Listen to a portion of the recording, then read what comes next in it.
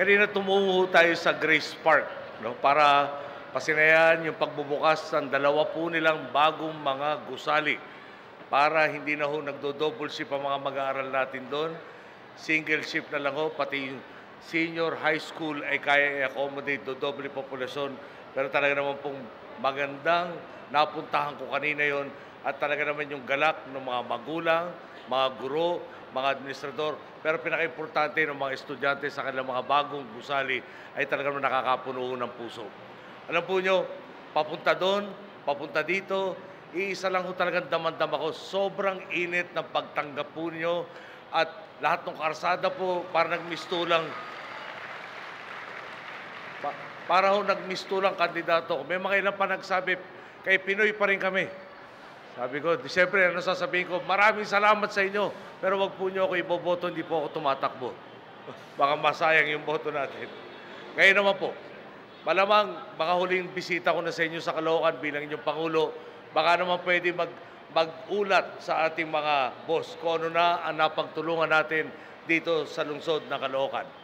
Sa halos na 6 na taon po, pagtahak natin sa Daang Matuwid, talaga pong marami nang nagbago sa sitwasyon natin ngayon kumpara sa ating dinatan. Okay. At dito nga po sa Caloocan, hayaan nyo sabihin ko ang mga prueba. Noong taong 2000 hanggang taong 2010, ang nilaan lang na pondo sa infrastruktura ng DPWH ng ating sinundan para sa Caloocan ay nagkahalagang 1.54 billion pesos. Ito pong 2011 hanggang 2016 sa ating panunungkulan, dinoble na natin po yan, naging 3.16 billion pesos, hindi pa kasama yung maraming mga PPP projects. Ilan po sa proyekto natin, yung tinatawag na NLEX-SLEX Connector Road, yung NLEX Harbor Link Segment 10, yung North-South Railway Project North Line, yung pong C3 Road, nabalita sa atin ni Egay kanina, meron na rin raw pong sa wakas LED street lights. Para solusyonan po ang pagbaha, nariyan ang Caloocan, Malabon, Nabotas Area Project Phase 1. Sa nakalipas daw pong, mukhang tama yung sinabi sa akin ni Egay ulit kanina, sa nakalipas daw pong 30 taon, laging binabaha ang monumento ni Gat Andres Bonifacio. Baka may pilosopo nagsabi yung pantalon niya nakaangat dahil sa baha.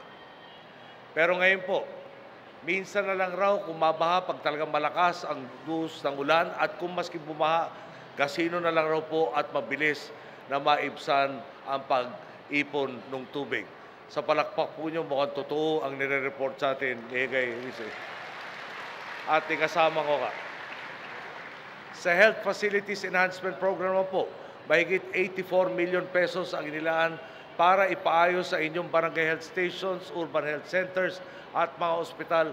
Kabilang na raw po ang Caloocan City Medical Center. Ngayon po, nasa 1.24 million na tayong kababayan ang saklaw ng PhilHealth sa inyong lungsod at sa bansa po, 93 million na po ang benepisyaryo ng ating PhilHealth program. Sa Pantawid Pamilya Pilipino Program, mula sa dating 2,141 lang kabahayang benepisyaryo, meron na tayo ngayong 31,510 kabahayan para sa Caloocan lamang. Sila po ay bahagi ng ating 4.6 million na mga pamilyang tinutulungan sa Pantawid Pamilya Pilipino Program. Ngayon pa lang po, ayon sa mga inisyal na pag-aaral, meron ng 7.7 milyong Pilipino ang nakatawid na sa tinatawag na poverty line, tulong ng Pantawid Pamilya na kayo po ang lumika at nagbibigay ayuda para mapagpatuloy natin. Tuloy po, kamakailan merong survey, sabi 4 sa bawat 5 Pilipino boboto sa kandidatong itutuloy ang Pantawid Pamilya. Naisa sa katuparan na natin ang mga dating inakalang imposible. Pati mga hindi natin ipinangako, tayo na rin po ang tumupad. Nagawa natin ito nang walang dagdag na paasanin sa ating mga boss, maliban sa syntax na layuning paunlarin ang ating serbisyong pangkalusugan. Kanina po, nung nando kami sa mga eskwelahan, sabi nga, sa naalala ko yung talumpati po ni Mel Sarmiento, sa kanila raw po sa Samar, pag nagpatawag ng meeting, yung Parent Teachers Association, uuwi raw yung bata, sasabihin, Para sabihin, may PTA meeting, tay, patay, no? Patay, tatay, ambagan na naman. Okay? Ulitin ko lang ho, parate pag tayo tumutulong, maski na abuloy sa simbahan, may naglilimos sa karsada at iba pang paraan na hiningan tayong tulong, may proyekto yung barangay, parating bubunot tayo sa bulsa. Ulit-ulitin ko lang po, lahat ng nagawa natin sa Daang Matuwid, hindi kayo pinabigatan ng dagdag na buwis na kailangan bayaran para may mangyari. Ang ginawa lang po natin, tinama natin yung pamamahala, yung tinatawag na good governance, napalago yung ekonomiya, siningil yung tamang buwis na nandiyan na po sa ating mga batas at lahat ng napagtagumpayan. Ito nga ho, nakakatulong tayo sa kapwa na hindi tayo nagpapabigat sa ating kapwa. May pagpapalaki po natin sa Daang Matuwid, no? Na hindi kami ni minsan ng urakot, hindi gaya ng iba. Tayo po, pag nagsasalita, parating tayo, hindi puro ako ang bukang bibig ng ating ibang napapakinggan. Tayo hulit ang gumawa ng pagbabago at tayo pa rin ang magtutuloy ng pagbabago. Dito po sa Caloocan, talaga namang kabalikat natin sina Mayor Oka Malapitan at Egay Rice.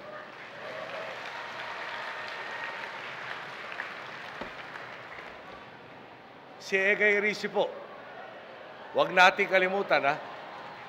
Si Egay Rice, sa tingin ng kanya may bahay, di hamak na mas gwapo sa akin.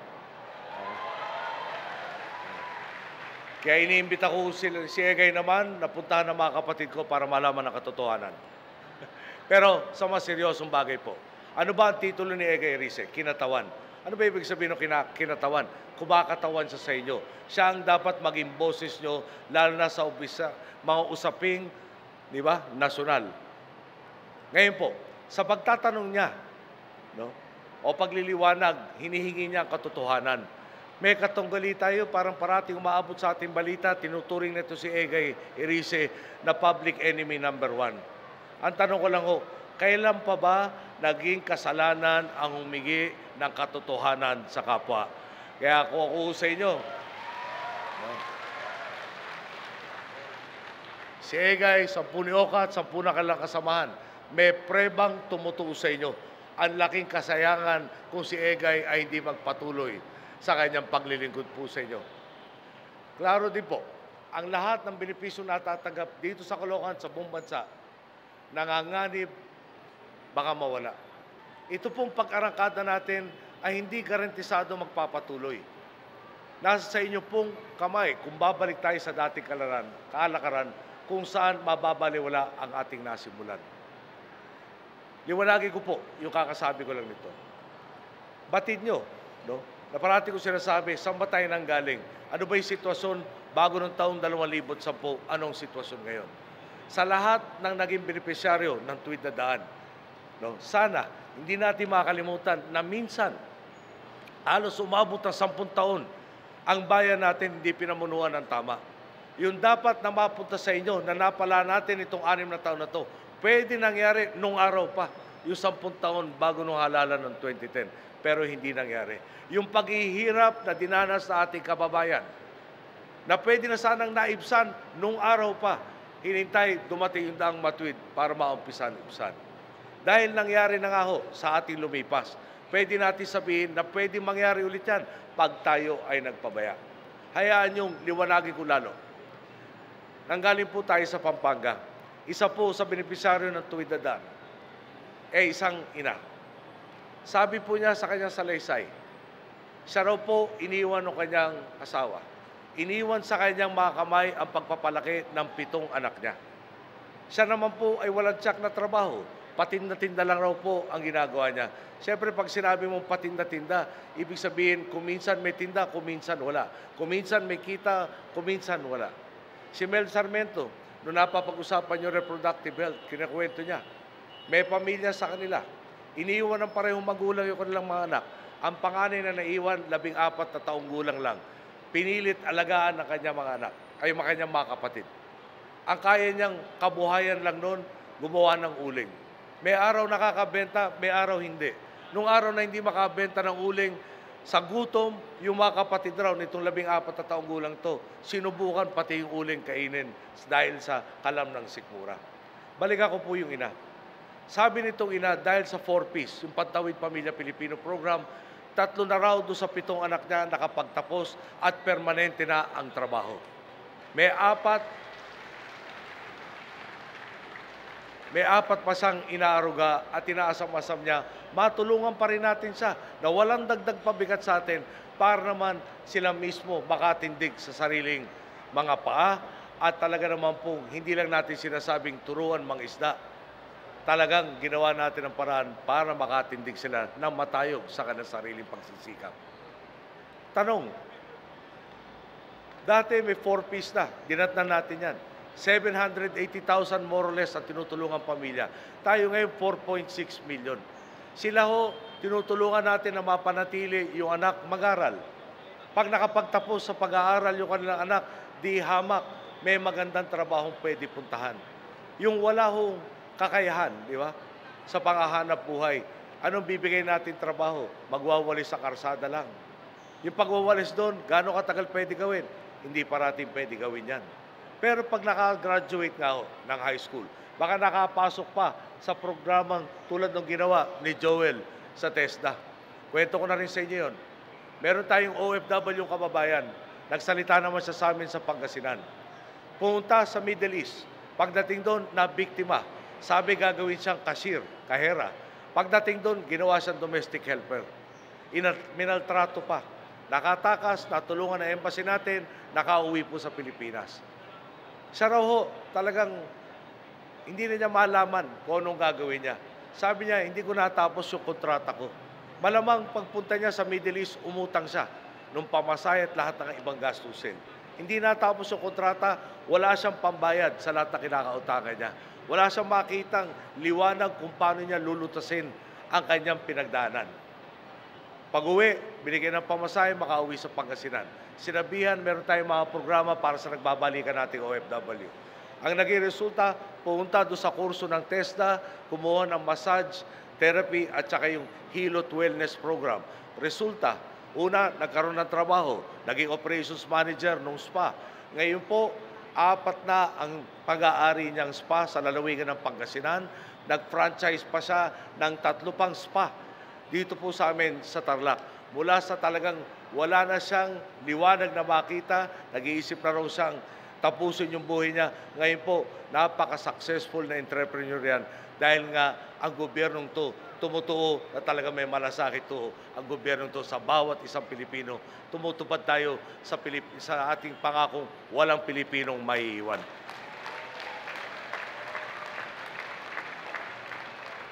Kaya sabi ko kanina, may panganib. At siguro, tingnan natin. Unang panganib, dati nga, gobyerno itinatag ng tao, 9.5 taon nakaupo dyan. Ang daming pagkakataon na pwede baguhin ang ating sitwasyon. Pero ang naging pakay, panatilihin ang sarili sa poder, hindi tugunan ang problema natin mga kababayan. Para bang ang trato sa ating lahat nun? Parang tayong lumapit sa kanya may problema, sinagot sa atin, bahala na si Batman sa iyo. Buti na lang ngayon may palabas ulit si Batman, baka doon didinig tayo pero hindi na natin kailangan bahala si Batman dahil tayo na bahala sa sarili natin.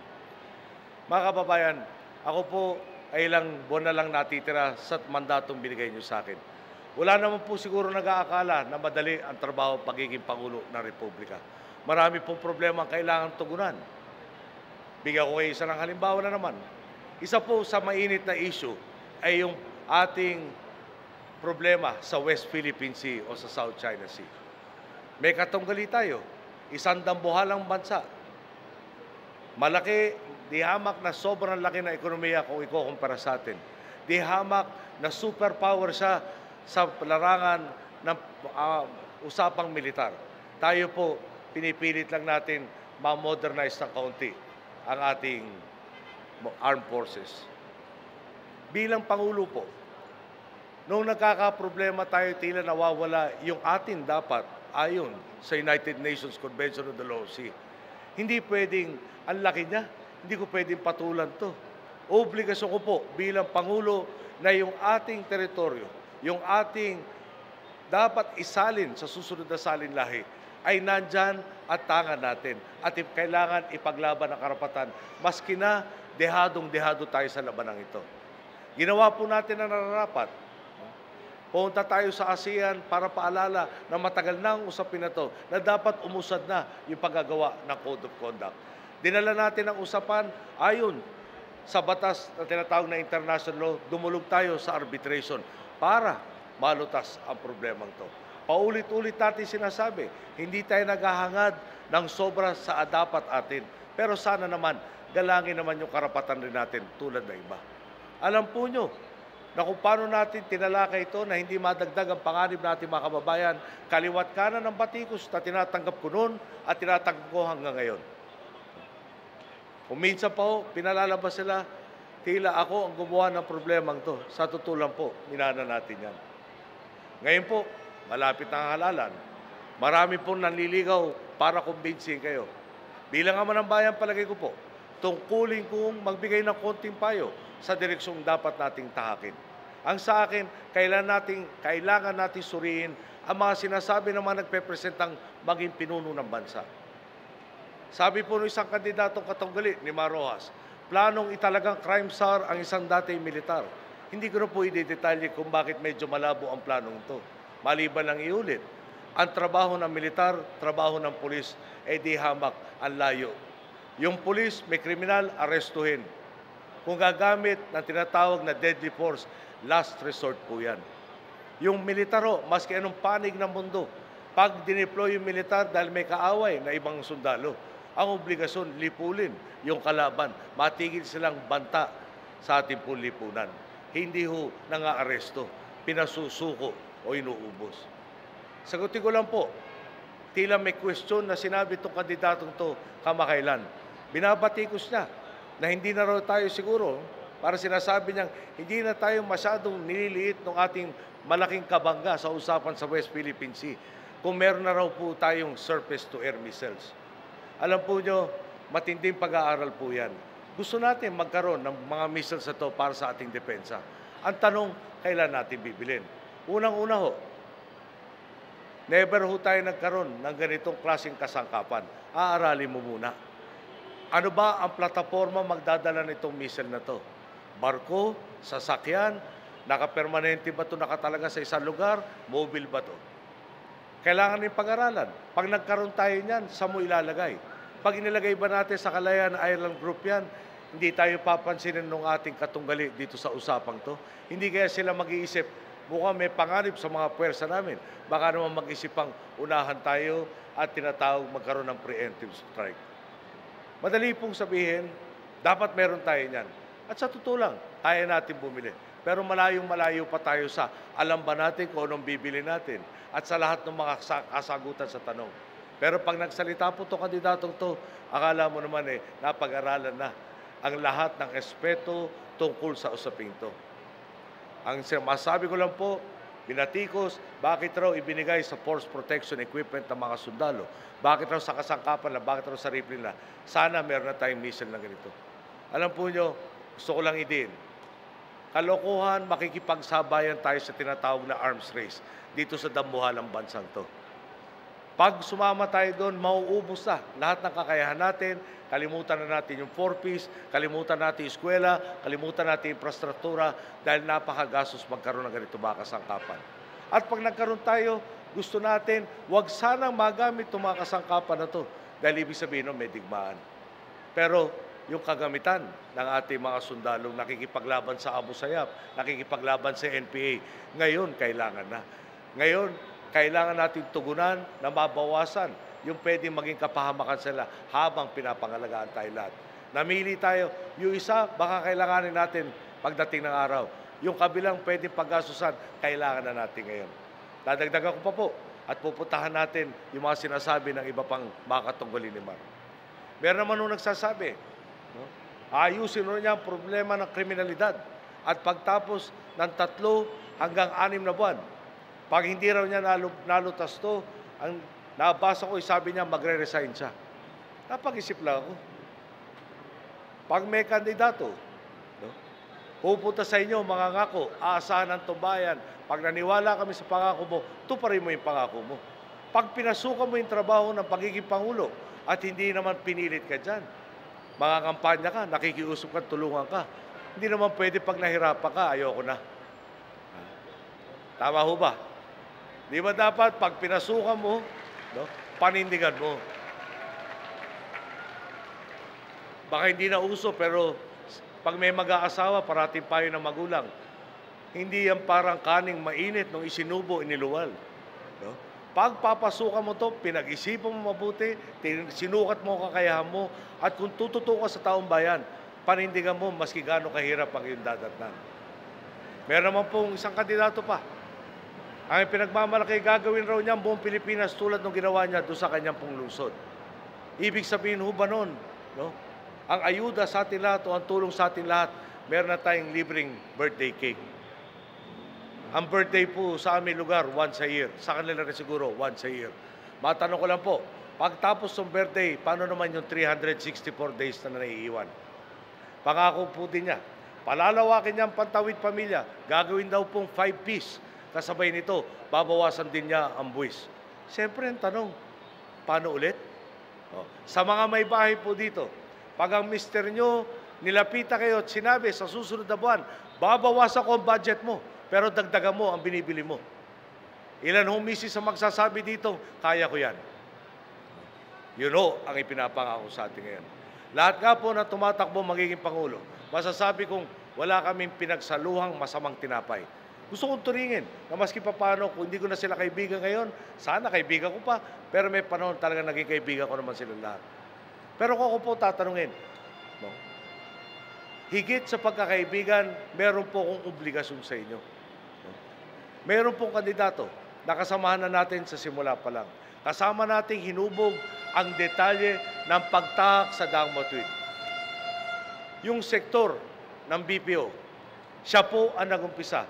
Ngayon nakalikha na ng mahigit 1 milyong direktang trabaho na inaasahan pa nating umagat sa 1.3 million direct employees itong taon na ito at magpapasok ng 25 bilyong dolyar sa ekonomiya ng ating bansa. Hindi po pangako, ginawa niya at ngayon pinapakinabangan ng ating mga kababayan.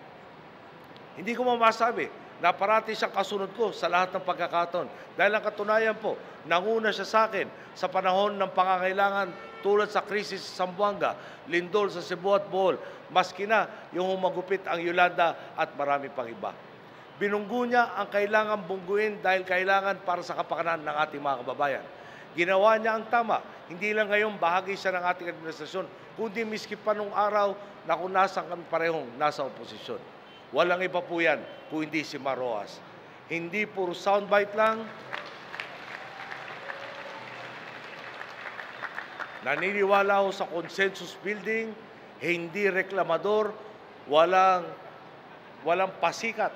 Hindi nagtataas sa sariling bangko kada oportunidad. Parati hong nagtatrabaho lang. Kasama din natin, pambato ng Daang Matuwid sa pangalawang Pangulo, si Leni Robredo. Hindi po makakamit. Hindi po makakamit ng asawa niyang si Jessie ang lahat ng tagumpay kung wala ang suporta niya. Si Jessie po, para sa amin, he has fought the good fight and he has kept the faith. Sa haba ng kanyang paglilingkod, di niya isinulong ang sariling interes. Kinalaban niya ang mga makapangyarihan para sa kapakanan na mas nakakarami. Ganyan din po ang butihin niyang kabiyak. Hanga po ako talaga sa katatagan ni Leni sa harap ng matitinding pagsubok. Sa pagpanaw po ni Jessie, sa halip na pakitaan tayo ng lungkot, matatag na nilampasan ni Leni ang pagsubok at nagsilbing inspirasyon sa ating lahat. Alam po nyo, kanina po, ikwinento niya, nung nakuha na po natin ang bangkay ni Jessie. Nasabi sa akin ng mga nakakuha ng bangkay na nagumpisa na po yung decomposition. Nakiusap po kay Leni. Leni, hindi kaya mas magandang tandaan mo na lang yung alaala mo kay Jessie kaysa makita mo itong ayos na kanyang katawan ngayon, na makikita yung pinagdaanan. At sabi sa akin ni Leni, kailangan ko makita. At nandoon, sinamahan namin siya sa morgue. At sa tutulan po, daman-daman natin yung lungkot. Talaga namang kakaselebrate lang yata na kailan silver anniversary at ngayon wala nang kaibuting kabiyak. Pero hindi ho nawala sa sarili si Leni.